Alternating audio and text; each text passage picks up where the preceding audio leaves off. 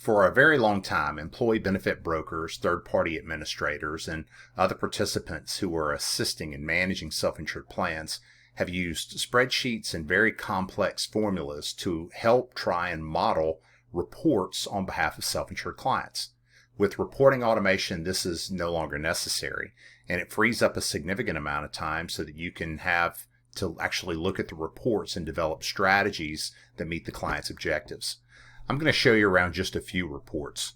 The way that this happens is that each month when the claims data comes into the system from your TPA and pharmacy benefit manager, it flows directly into the structure that we've created for plan years and adding fixed cost and what have you, as well as budget factors, employee contributions, and the assumptions on even how to go about underwriting the renewal or future cost.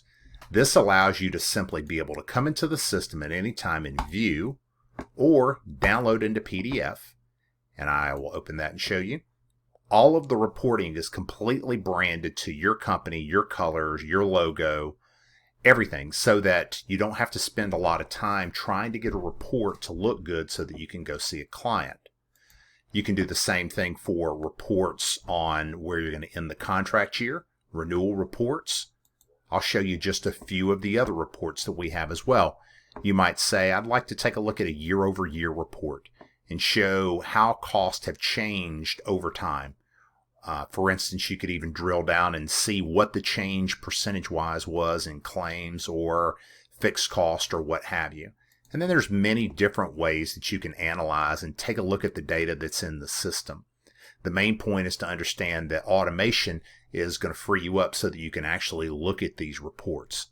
I'll share with you one final report, which is a PDF-ready client package report. You'll see that it's as of the most recent date of claims coming into the system, with very nice table of contents and various other items. This is some of our standard library of reporting. But again, this is a lot different than other analytics systems that may say, sure, we have some reporting. All you have to do is just come in and export all of the data.